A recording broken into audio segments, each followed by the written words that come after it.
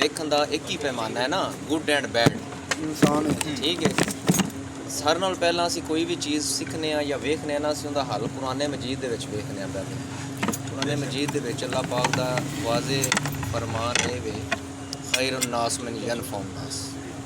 ਠੀਕ ਹੈ। ਇਸ ਤੋਂ ਸਾਰੀਆਂ ਚੀਜ਼ਾਂ ਦੀ ਹਕੀਕਤ ਖੁੱਲ੍ਹ ਕੇ ਸਾਹਮਣੇ ਆ ਜਾਂਦੀ। ਮਫਹੂਮ ਜਿਹੜਾ ਹੁੰਦਾ ਇਹੀ ਬਣਦਾ ਹੈ ਨਾ ਕਿ ਲੋਕਾਂ ਦੇ ਵਿੱਚ ਅੱਛਾ ਉਹ ਹੀ ਹੈ ਜਿਹੜਾ ਲੋਕਾਂ ਨੂੰ ਨਫਾ ਦਿੰਦਾ ਹੈ। ਠੀਕ ਹੈ। ਉਸ ਤੋਂ ਬਾਅਦ ਅਸੀਂ ਆ ਜਾਂਦੇ ਹਾਂ ਕਿ ਅਸੀਂ ਆਹ ਹਦੀਸ ਦੇ ਵਿੱਚ ਕਿਸੇ ਚੀਜ਼ ਨੂੰ ਵੇਖਦੇ ਹਾਂ। ਠੀਕ ਹੈ। ਨਬੀ ਪਾਕ ਦਾ ਫਰਮਾਨ ਹੈ, ਅੱਲਾਹ ਦਾ ਹੀ ਉਹ ਪੈਗਾਮ ਦਿੰਦੇ ਨੇ ਕਿ ਤੁਸੀਂ ਆਪਣੇ ਖਜ਼ਾਨਿਆਂ ਦੇ ਵਿੱਚੋਂ ਮੇਰੇ ਬੰਦਿਆਂ 'ਤੇ ਖਰਚ ਕਰੋ ਅਤੇ ਮੈਂ ਆਪਣੇ ਖਜ਼ਾਨਿਆਂ ਦਾ ਮੂੰਹ ਤੁਹਾਡੇ 'ਤੇ ਖੋਲ੍ਹ ਦਿਆਂਗਾ। ਠੀਕ ਹੈ। ਇਹ ਗੱਲ ਹੋਈ ਸੀ ਬਸ ਪਿੱਛੇ ਅਸੀਂ ਇੱਕ ਗੈਦਰਿੰਗ 'ਤੇ ਇਕੱਠੇ ਹੋਏ ਸਾਂ। ਤੁਸੀਂ ਉਦੋਂ ਭਾਈ ਲੇਟ ਹੋ ਗਏ ਸੋ ਮਰੜ ਸਨ ਸਾਰੇ। ਮੈਂ ਇਹਨਾਂ ਨੂੰ ਕਿਹਾ ਸੀ ਕਿ ਯਾਰ ਅਸੀਂ ਸਾਡਾ ਇੱਕ ਬੜਾ ਅੱਛਾ ਮਾਸ਼ਾਅੱਲਾ ਗਰੁੱਪ ਹੈ, ਸਾਰੇ ਲੋਕ ਬੜੇ ਅੱਛੇ ਨੇ ਅਤੇ ਟਾਈਮ ਅੱਛਾ ਗੁਜ਼ਰਿਆ। ਅਸੀਂ ਆਉਂਦੇ ਹਾਂ, ਖਾ ਪੀ ਕੇ ਟੁਰ ਜਾਂਦੇ ਹਾਂ। ਗਰੁੱਪ ਦੇ ਵਿੱਚ ਅਸੀਂ ਤਸਵੀਰਾਂ ਸ਼ੇਅਰ ਕਰਨੇ ਹਾਂ। ਸਾਡੇ ਕੁਛ ਇੰਝ ਦੇ ਵਿੱਚ ਦੋਸਤ ਨੇ ਜਿਹੜੇ ਬਿਲਕੁਲ ਮਾੜੇ ਨੇ, ਉੱਠਣ ਤੋਂ ਵੀ ਆਵਾਜ਼ਾਰ ਹੋ ਗਏ ਨੇ। ਉਹ ਤਸਵੀਰਾਂ ਵੇਖਦੇ ਨੇ, ਉਹ ਸਾਸੇ ਕਮਤਰੀ ਦਾ ਸ਼ਿਕਾਰ ਹੋ ਜਾਂਦੇ ਨੇ। ਉਹ ਸਾਨੂੰ ਪਹੁੰਚ ਨਹੀਂ ਸਕਦੇ ਜਾਂ ਸਾਨੂੰ ਕਿਸੇ ਹੋਰ ਆਪਣੀ ਮਸਾਇਲ ਦੀ ਵਜ੍ਹਾ ਤੋਂ ਨਹੀਂ ਮਿਲਦੇ। ਉਹਨਾਂ ਦਾ ਹੱਲ ਤਲਾਸ਼ ਕੀਤਾ ਜਾਏ। ਸਾਡੀ ਇਸ ਗਰੁੱਪ ਦਾ ਤਾਂ ਮਕਸਦ ਇਹ ਵੇ।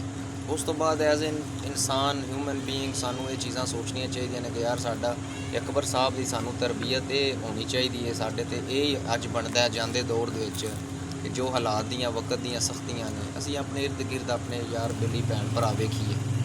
ਠੀਕ ਹੈ। ਉਹਨਾਂ ਦੀ ਅਸੀਂ ਸਪੋਰਟ ਕਰੀਏ। ਫਿਰ ਕੁਝ ਵਿੱਚ ਇੱਕ ਦੋ ਦੋਸਤਾਂ ਦਾ ਇਹਨਾਂ ਜ਼ਿਕਰ ਵੀ ਕੀਤਾ ਮੇਰੇ ਨਾਲ ਕਿ ਉਹ ਉਹਨਾਂ ਦੇ ਹਾਲਾਤ ਇਸ ਤਰ੍ਹਾਂ ਦੇ ਨੇ ਜਾਂ ਉਹ ਚਾਰਪਾਈ 'ਤੇ ਲੱਗ ਗਏ ਨੇ ਮੁਸਤਕਿਲ ਤੌਰ 'ਤੇ।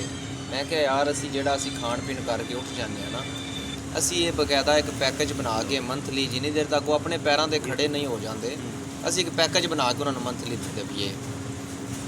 ਗਰੁੱਪ ਦੇ ਵਿੱਚ ਕੰਪੇਨ ਚਲਾਉਣ ਦਾ ਮਕਸਦ ਸਿਰਫ ਔਰ ਸਿਰਫ ਇਹ ਸੀ ਕਿ ਜਾਂ ਸਾਨੂੰ ਕੁਛ ਦੇਵੋ ਅਤੇ ਜਾਂ ਸਾਡੇ ਕੋਲ ਕੁਛ ਲਵੋ। ਠੀਕ ਹੈ। ਜਿਹੜੇ ਬੰਦੇ ਨਹੀਂ ਲੈਣਾ ਚਾਹੁੰਦੇ, ਜ਼ਾਹਿਰੀ ਗੱਲ ਹੈ ਉਹ ਠੀਕ ਨੇ, ਉਹ ਫਿਰ ਸਾਨੂੰ ਫੰਡ ਦੇਣ। ਸਾਨੂੰ ਤਾਂ ਮੁਰਾਦ ਦੇਵੇ ਕਿ ਉਹਨਾਂ ਨੂੰ ਜਿਹੜੇ ਬੰਦੇ ਸਾਡੇ ਗਰੁੱਪ ਦੇ ਜਿਹੜੇ ਸਾਡੇ ਫੈਲੋ ਨੇ ਉਹ ਬਿਲਕੁਲ ਗੁਰਬਤ ਦੀ ਲਾਈਨ ਤੋਂ ਥੱਲੇ ਟੁਰ ਗਏ ਨੇ। ਠੀਕ ਹੈ। ਜਿਹੜਾ ਆਪਣੇ ਘਰ ਦਾ ਅਖਰਾਜਾਤ ਨੇ ਉਹ ਪੂਰੇ ਹੀ ਨਹੀਂ ਕਰ ਸਕਦੇ ਪਏ। ਠੀਕ ਹੈ। ਉਹ ਇੰਨੇ ਮਜਬੂਰ ਨੇ ਕਿ ਉਹ ਜ਼ਕਾਤ ਖੈਰਾਤ 'ਤੇ ਆ ਗਏ ਹੋਏ ਨੇ। ਠੀਕ ਹੈ ਨਾ। ਅਤੇ ਸਾਡੇ ਗਰੁੱਪ ਦਾ ਜਾਂ ਸਾਡੇ ਸੈੱਟ ਹੋਣ ਦਾ ਜਾਂ ਸਾਨੂੰ ਅੱਲਾਹ ਪਾਕ ਨੇ ਕਿਸੇ ਨੂੰ ਕਿਸੇ ਨਾਲ ਨਵਾਜ਼ਿਆ, ਕਿਸੇ ਨੂੰ ਕਿਸੇ ਚੀਜ਼ ਨਾਲ ਨਵਾਜ਼ਿਆ, ਅਤੇ ਉਹਦਾ ਮਤਲਬ ਇਹ ਹੀ ਹੈ ਕਿ ਅੱਛਾਈ ਦਾ ਅਮਲ ਹੋਣਾ ਚਾਹੀਦਾ ਹੈ ਕਿ ਅਸੀਂ ਉਹਨਾਂ ਨੂੰ ਪਹੁੰਚੀਏ। ਅਸੀਂ ਉਹਨਾਂ ਨੂੰ ਸੀਗਾ ਰਾਜ਼ ਦੇ ਵਿੱਚ ਰੱਖਦੇ ਹੋਇਆ ਆਪਣੀ ਤਸ਼ਹੀਰ ਵਗੈਰਾ ਤੋਂ ਹਟ ਕੇ ਅਸੀਂ ਉਹਨਾਂ ਦੀ ਜਿੰਨੀ ਹੋ ਸਕਦਾ ਅਸੀਂ ਕਰੀਏ ਜੋ ਸਾਡੇ ਹੱਥ ਵਾਸਤੇ ਚਾਹਵੇ। ਉਹਦੇ 'ਚ ਇਹ ਵੇ ਕਿ 2 ਗਰੁੱਪ ਦੇ ਵਿੱਚ ਨੇ, 4 ਨੇ, 5 ਨੇ, 10 ਨੇ। ਠੀਕ ਹੈ। ਉਹ ਗਰੁੱਪ ਵਾਲੇ ਬੰਦਿਆਂ ਦੀ ਨਿਸ਼ਾਨਦੇਹੀ ਕਰਨੀ ਹੈ ਅਸਾਂ ਤੁਸਾਂ ਰਲ ਕੇ। ਕਿਸੇ 2-4 ਬੇਲੀ ਭਰਾਵਾਂ ਤੁਸੀਂ ਜਾਣਦੇ ਹੋਵੋਗੇ, ਕਿਸੇ ਨੂੰ ਅਬਦੁਲ ਨਬੀ, ਕਿਸੇ ਨੂੰ ਉਮਰ ਦਰਾਜ਼ ਭਾਈ ਨੇ, ਬਾਕੀ ਸਾਰੇ ਨੇ। ਆਪਣੇ ਇਰਦ ਗਿਰਦ ਵੇਖੋ, ਉਹਦਾ ਫਿਰ ਇੱਕ ਕ੍ਰਾਈਟੇਰੀਆ ਬਣਾਵਾਂਗੇ ਕਿ ਯਾਰ ਇੱਕ ਬੰਦਾ ਕੋਈ ਮਿਹਨਤ ਮਜ਼ਦੂਰੀ ਕਰਦਾ ਪਿਆ। ਠੀਕ ਹੈ। ਉਹ ਆਪਣੇ ਅਖਰਾਜਾਤ ਨੂੰ ਮੀਟ ਕਰ ਰਿਹਾ ਹੈ ਜਾਂ ਨਹੀਂ ਕਰ ਰਿਹਾ। ਇੱਕ ਉਹ ਵੇ ਕਿ ਜਿਹੜਾ ਕਿਸੇ ਬਿਮਾਰੀ ਦੇ ਵਿੱਚ ਪਿਆ ਹੋਇਆ ਵੇ ਉਹ ਮਿਹਨਤ ਮਜ਼ਦੂਰੀ ਨਹੀਂ ਕਰ ਰਿਹਾ। ਪਹਿਲੀ ਪ੍ਰੈਫਰੈਂਸ ਸਾਡੀ ਇਹ ਲੋਕ ਹੋਣਗੇ। ਉਸ ਤੋਂ ਬਾਅਦ ਅਸੀਂ ਅੱਲਾਹ ਦੇ ਹੁਕਮ ਨਾਲ ਇਨਸ਼ਾਅੱਲਾ ਸਾਡੀ ਇਹ ਪੂਰੀ ਕੋਸ਼ਿਸ਼ ਹੈ। ਠੀਕ ਹੈ। ਸਹੀ ਕਰਨਾ ਇਨਸਾਨ ਦੇ ਹੱਕ 'ਚ, ਨੀਅਤ ਸਾਫ਼ ਹੋਵੇ, ਅੱਲਾਹ ਪਾਕ ਜਿਹੜਾ ਵੇ ਉਹ ਸਮਰ ਦਿੰਦਾ ਹੈ। ਸਾਡੀ ਇਹ ਕੋਸ਼ਿਸ਼ ਹੋਵੇਗੀ ਕਿ ਕਿਹੜੇ ਕੋਈ ਗਰੀਬ ਮਾੜੇ ਭਰਾ ਨੇ ਜਿਹੜੇ ਮਿਹਨਤ ਮਜ਼ਦੂਰੀ ਤੇ ਕਰਦੇ ਪਏ ਨੇ, ਉਹ ਮਹੀਨੇ ਬਾਅਦ ਮਸਾਂ ਪੂਰੇ ਹੀ ਕਰਦੇ ਪਏ ਨੇ, ਉਸ ਤੋਂ ਇਲਾਵਾ ਉਹਨਾਂ ਦੀ ਸੇਵਿੰਗ ਕੋਈ ਨਹੀਂ। ਉਹਨਾਂ ਦੇ ਘਰ ਦੇ ਵਿੱਚ ਉਹਨਾਂ ਦੀਆਂ ਸਿਸਟਰਾਂ ਦਾ, ਉਹਨਾਂ ਦੇ ਬੇਟੀਆਂ ਦਾ ਕੋਈ ਮਸਲੇ ਮਸਾਇਲ ਨੇ, ਉਸ ਦੀ ਵਜ੍ਹਾ ਤੋਂ ਉਹ ਪਰੇਸ਼ਾਨੀ ਦੇ ਆਲਮ ਵਿੱਚ ਨੇ। ਅਸੀਂ ਉਹ ਪਰੇਸ਼ਾਨੀ ਹੱਲ ਕਰਾਂਗੇ। ਇਸ ਤੋਂ ਬਾਅਦ ਸਾਡਾ ਤੀਸਰਾ ਸਟੈਪ ਇਹ ਹੋਵੇਗਾ ਕਿ ਅਸੀਂ ਉਹਨਾਂ ਬੇਲੀਆਂ ਦੋਸਤਾਂ ਨੂੰ, ਆਪਣੇ ਭਰਾਵਾਂ ਨੂੰ, ਫੈਲੋਜ਼ ਨੂੰ 2-4 ਲੱਖ 5 ਲੱਖ ਵਿੱਚ 6 ਮਹੀਨਿਆਂ ਦੀ 3 ਮਹੀਨਿਆਂ ਦੀ ਸੇਵਿੰਗ ਨਾਲ ਅਸੀਂ ਕੋਈ ਛੋਟਾ ਮੋਟਾ ਕਾਰੋਬਾਰ ਸਟਾਰਟ ਕਰਕੇ ਦੇਵਾਂਗੇ। ਇਸ ਸੂਰਤ 'ਤੇ ਕਿ ਅਸੀਂ ਉਹਨਾਂ ਨੂੰ ਕਹਾਂਗੇ ਕਿ ਇਹਦੇ 'ਚੋਂ ਤੁਸੀਂ ਜਿਹੜੀ ਇੰਨੇ % ਹੈ ਉਹ ਸਾਨੂੰ ਇੰਸਟਾਲਮੈਂਟ ਵਾਪਸ ਫੰਡ ਦੇ ਵਿੱਚ ਜਮ੍ਹਾਂ ਕਰਾਉਂਦਿਆਂ ਰਹਿਣਾ। ਠੀਕ ਹੈ।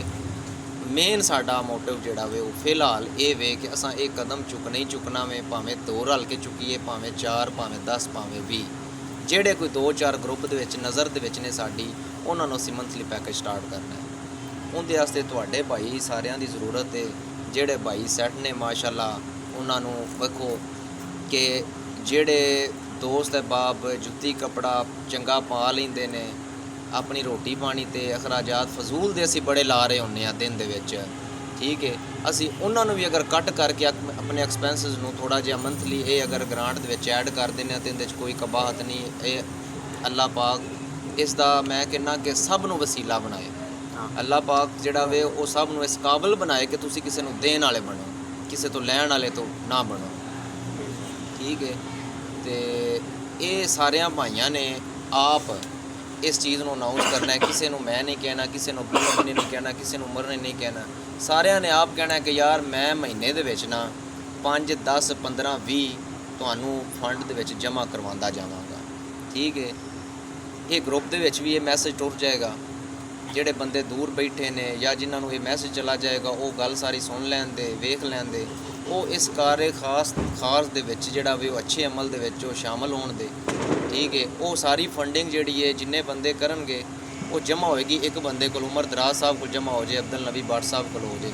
ਉਹਦੇ 'ਚ ਫਿਰ ਅਸੀਂ ਉਸ ਹਿਸਾਬ ਨਾਲ 3-4 ਬੰਦਿਆਂ ਨੂੰ ਫਰਜ਼ ਕਰੋ 3 ਬੰਦੇ ਨੇ ਜਾਂ 4 ਨੇ, ਅਸੀਂ ਲੱਖ ਇਕੱਠਾ ਕਰਨੇ ਹਾਂ। ਅਸੀਂ 4 ਬੰਦਿਆਂ ਨੂੰ 25-25 ਹਜ਼ਾਰ ਦੇ ਛੱਡਨੇ ਆ ਅਤੇ ਉਹਨਾਂ ਦਾ ਅੱਛਾ ਗੁਜ਼ਾਰਾ ਹੋ ਜਾਂਦਾ ਘਰ ਦਾ, ਜਿਹੜੇ ਬੰਦੇ ਕਰ ਹੀ ਕੁਛ ਨਹੀਂ ਸਕਦੇ, ਠੀਕ ਹੈ।